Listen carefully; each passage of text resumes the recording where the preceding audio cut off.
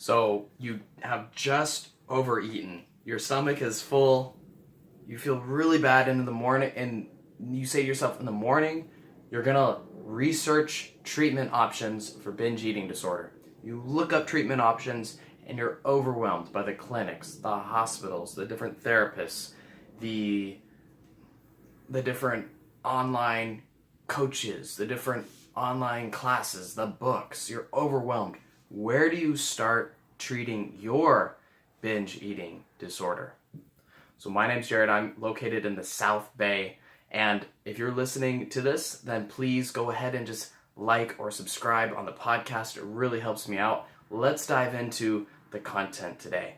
We're going to be covering 3 different scientific, empirical techniques that have valid data behind them that say these things actually work. So these 3 different treatment options are cognitive behavioral therapy, interpersonal psychotherapy, and dialectical behavior therapy.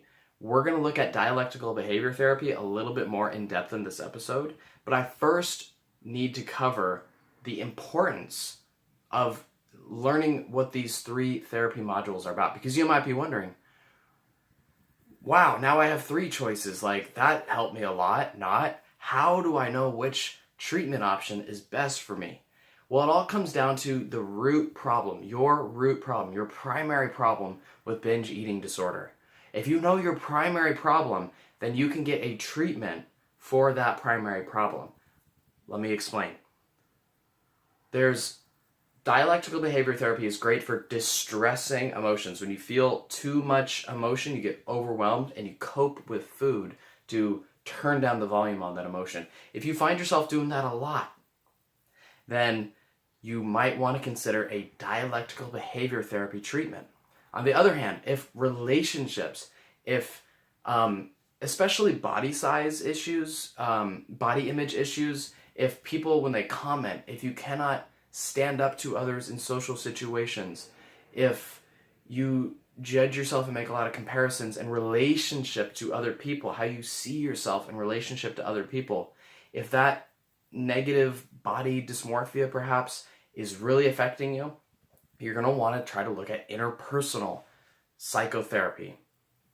And lastly, if you are caught in a negative thought cycle, rumination, depression, you have all these negative thoughts, you don't believe in yourself at all, then cognitive behavioral therapy is going to be the one for you.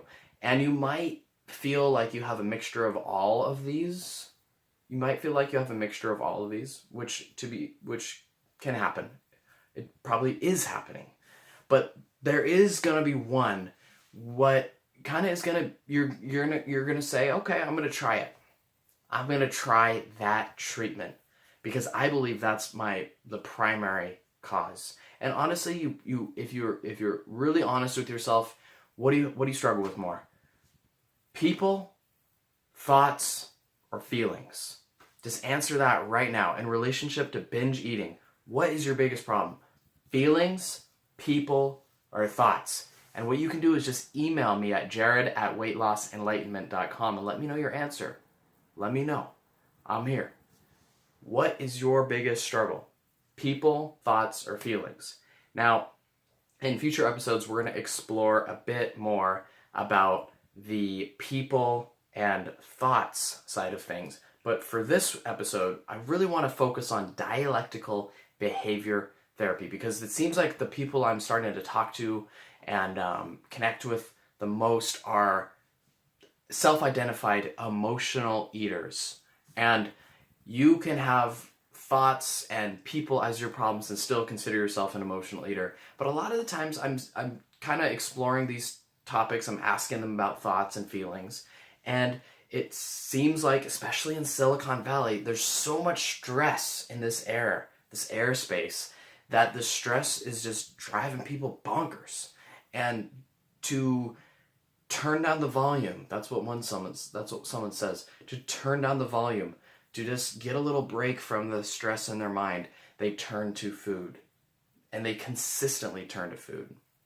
And this is not necessarily a binge eating thing, although you might find yourself binging especially with stress in your life. But some of these people, they just constantly find themselves emotionally eating food because of these distressing emotions. So is that you? Do you cope with distressing emotions by going to food? Is that your sole way you cope with food? Then you might want to consider a dialectical behavior therapy treatment. It's proven to work. And when I first heard about it, I was studying my master's degree at Santa Clara University. And it just really resonated with me because dialect is the balance. It's a dialogue between two different forces.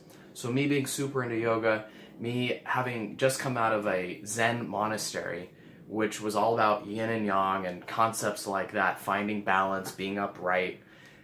Coming out of that space, I had intuitively basically cured my binge eating.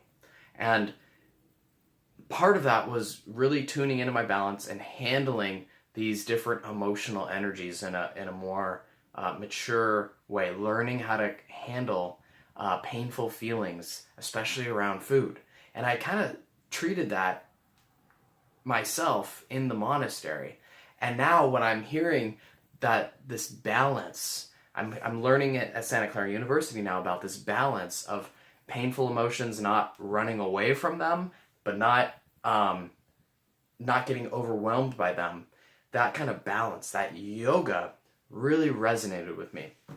And dialectical behavior therapy is exactly that, where it's the middle way, where you find balance. You don't lean too far into running away from painful emotions, and you don't lean the other way into being overwhelmed. And what happens when if you think in your experience, just think real quick. If you do not learn how to walk this middle way, your life is going to get worse on both sides. So if you constantly cope with food, you deal with your emotions with food, you either avoid your emotions or your emotions overwhelm you and you eat. Either way, you find yourself eating. It's a short-term solution. At the end of the day, you still have the same problem, and you know that. But previously, until this podcast episode, hopefully this podcast episode, if you're an emotional eater, you're realizing that there is a proven path that helps you walk the middle way of dealing with these emotions skillfully. Let's go into a little bit of a quick tactical example. Dialectical behavior therapy is all about increasing your resilience. It's all about increasing your distress tolerance. Distress tolerance and resilience is a little bit like a pain threshold, but you can increase it. So some people, if you prick their finger, they're going to go, ow, ow. But other people, if you prick their finger, they're just not going to react that much. And the analogy is that we can increase our threshold to tolerate distress and pain, just like a pain threshold. So like, instead of getting overwhelmed by a feeling of stress, we can learn to channel that energy differently. And then instead of getting overwhelmed or avoiding the emotion and overeating, we can channel that energy productively. And by channeling that energy, we're going to see that we have new options to take care of ourselves. Instead of so many people, they feel stressed, food is in their mouth. It's like this, it's just automatic. Bam, bam, automatic. Your root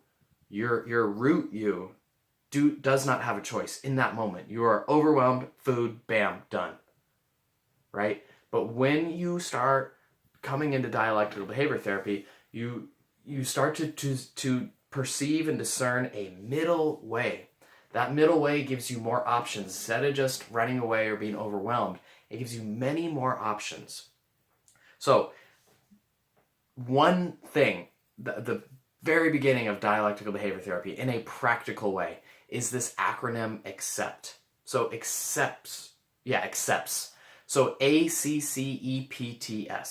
Okay, so this is like Dialectical Behavior Therapy 101. It's the crash course. It's where we actually start getting practical. Okay, so first of all, the mindset we need to go into this is accepts is a skill. The more we imagine you have this acronym accepts and you have it in your back pocket and you're driving along, you feel this intense emotions and you pull out your accepts card and that's a win. Just pulling out the accepts card is a win. You aren't gonna totally just magically make that distressing emotion go away. No, you practice accepts and you increase your distress tolerance by 1%. The next time you feel overwhelmed, you practice accepts again. And these techniques actually work. Boom. Your distress tolerance goes up 2%, 3%. You get better at it. You get better at it. And here's the key. When you practice accepts and your stress and distress tolerance is going up, that gives you time.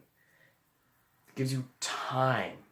This is so key because there's stimulus and reaction. That's what you have some of the time. When you feel overwhelmed, you get a stimulus of stress and you automatically react with food. It's like these things are paired together like water, H2O. They're paired together. Stress, food, bam. When you pull out accepts and you pull out that card of accepts, it gives you space in the middle. So you have stimulus, space, response. This space right here is where accepts comes in.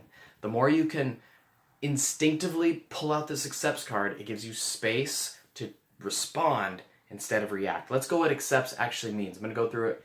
Activities, contributions, comparisons, emotions, P, pushing away, thoughts, and sensations. So when you feel a stimulus, you pull out this accepts card and you practice an A or a C or another C or an E or a P or a T or an S. You practice one of these things and you give yourself time and space to choose how to respond. And this is where the practice of dialectical behavior. You have to apply yourself in this, and you'll find that your behavior does truly change in a really profound way. Accepts. A is activities. It's okay to distract yourself. If you are feeling overwhelmed, you might need to distract yourself. Reading, listening to music, watching YouTube videos, going on a walk. Have the mentality that this emotion will decrease over time.